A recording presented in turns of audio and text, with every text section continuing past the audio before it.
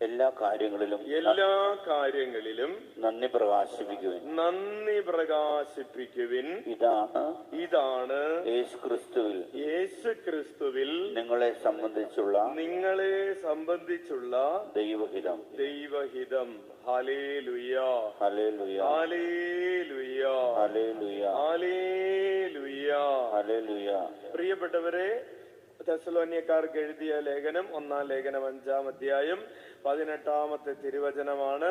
എല്ലാ കാര്യങ്ങളിലും കർത്താവിന് നന്ദി പ്രകാശിപ്പിക്കുവിൻ, അതാണ് നിങ്ങളെ കുറിച്ചുള്ള ദൈവത്തിന്റെ ഹിതം.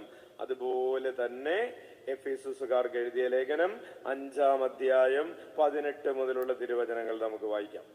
എഫെസൂസ് 5:18 മുതൽ 20 വരെ.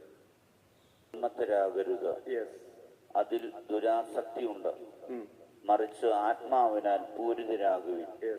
സങ്കീർത്തനങ്ങളാലും ഗാനങ്ങളാലും ആത്മീയ ഗീതങ്ങളാലും പരസ്പരം സംഭാഷണം ചെയ്യുവിൻ. തുടർന്ന് ഗാനാലാപങ്ങളാൽ പൂർണ്ണ ഹൃദയത്തോടെ കർത്താവിനെ പ്രകീർത്തിക്കുവിൻ. എപ്പോഴും എല്ലാറ്റിനും വേണ്ടി നമ്മുടെ കർത്താവായ യേശുക്രിസ്തുവിന്റെ നാമത്തിൽ പിതാവായ ദൈവത്തിന് കൃതജ്ഞത അർപ്പിക്കുവിൻ. കൈയടിച്ച് കർത്താവിന് നന്ദി പറയാം.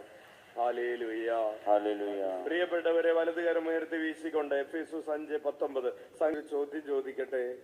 നിങ്ങളുടെ വീടുകളിൽ എല്ലാ ദിവസവും കുടുംബ പ്രാർത്ഥന ചൊല്ലുന്നവരെ ഒന്ന് കരമുയർത്തിയേ. കൈയടിച്ച് കർത്താവിന് നന്ദി പറയാം. പ്രിയപ്പെട്ടവരെ, അച്ഛൻ പാട്ടുപാടി പഠിച്ചത്, അച്ഛൻ പാട്ട് പാടാൻ അച്ഛൻ്റെ ഒരു 100-ലധികം പാട്ടുകൾ റെക്കോർഡ് ചെയ്ത് യൂട്യൂബിൽ അവൈലബിൾ ആണ്. മലയാളത്തിലും ഒഡിയ ഭാഷയിലും. അച്ഛൻ പാട്ട് പാടാൻ പഠിച്ചത് ഒരു സ്കൂളിലും പോയിട്ട് പഠിച്ചതല്ല. വീട്ടിൽ കുടുംബ പ്രാർത്ഥന കഴിയുമ്പോ ഒരു പാട്ട് പാടും. എത്രയും ദയുള്ള മാതാവേന്നോ, അതാണ് അച്ഛനൊരു ഓർമ്മയുള്ളൊരു പാട്ട്. അല്ലെങ്കിൽ അപ്പച്ചനും അമ്മച്ചും ഒക്കെ എല്ലാ വർഷവും കോട്ടയിലോ മഞ്ഞുമലോ ഒക്കെ ധ്യാനത്തിനൊക്കെ പോകുന്നവരായിരുന്നുകൊണ്ട് അവര് തിരിച്ചൊക്കെ വരുമ്പോ, അല്ലെങ്കിൽ ഞങ്ങളെയൊക്കെ കൊണ്ടുപോകുമായിരുന്നുകൊണ്ട് ഏതെങ്കിലും കരിസ്മാറ്റിക് ധ്യാനങ്ങൾ മുഴുവനൊന്നും പാടാൻ പറ്റിയില്ലെങ്കിലും പറ്റാവുന്ന അത്രയൊക്കെ പാടും. അങ്ങനെ